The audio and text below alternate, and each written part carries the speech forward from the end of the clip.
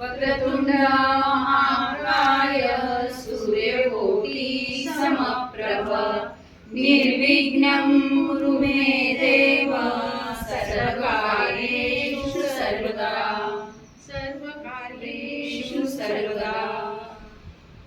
Me doctor Smita book.